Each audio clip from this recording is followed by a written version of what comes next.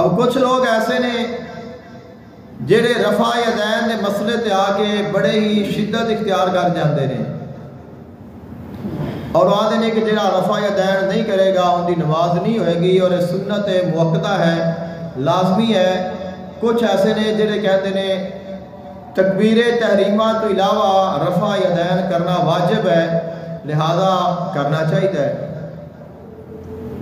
فتاوی اہل حدیث کی کتاب ہے اور اس کتاب دے وچ یہ لکھیا ہوا ہے جو کہ اہل حدیث کی کتاب ہے، اس دے وچ ذکر کیتا گیا ہے۔ انہاں کو سوال کیتا گیا، پوچھا گیا سو رفع یدین کرنا سنت مؤکدہ ہے یا سنت غیر مؤکدہ ہے؟ رفع یدین کرنا سنت مؤکدہ ہے یا سنت غیر مؤکدہ ہے؟ سنت مؤکدہ اور غیر مؤکدہ تسا سنتا جو سی پڑھنے سنتا مؤکدہ اور غیر مؤکدہ انہاں دے اعتبار نال ویکھ لو کہ سنت مؤکدہ وہ ہوندی ہے جو آقا علیہ السلام نے ہمیشہ عمل فرمایا ہے، وہ سنت مؤکدہ ہے۔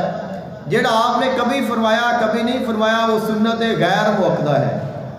تو پوچھا گیا کہ رفع یدین سنت مؤکدہ ہے یا غیر مؤکدہ ہے؟ تو انہوں نے جواب دیتا رفع یدین سنت غیر مؤکدہ ہے، اگر کوئی کر لوے تو صحیح ہے، اگر کوئی نہ کرے تو انہوں ملامت نہیں کرنا چاہیے۔ اگر کوئی نہ کرے تو انہوں ملامت نہیں کرنا چاہیے۔ ہن جڑے ملامت کرتے ہیں یا اس گل نوں شدت دے نال دوسرے تے لگا دے کہ تساں کیوں نہیں کرتے ہو، کرنا چاہیے ہے۔ تو انہوں نے سوچنا چاہیے ہے کہ جدوں ساڈے جو بڑے نے وہ اس چیز نوں لکھ گئے نے کہ اگر کوئی نہیں کرتا تو انہوں کچھ نہ آکھو تو پھر تساں کیوں کہہ رہے ہو۔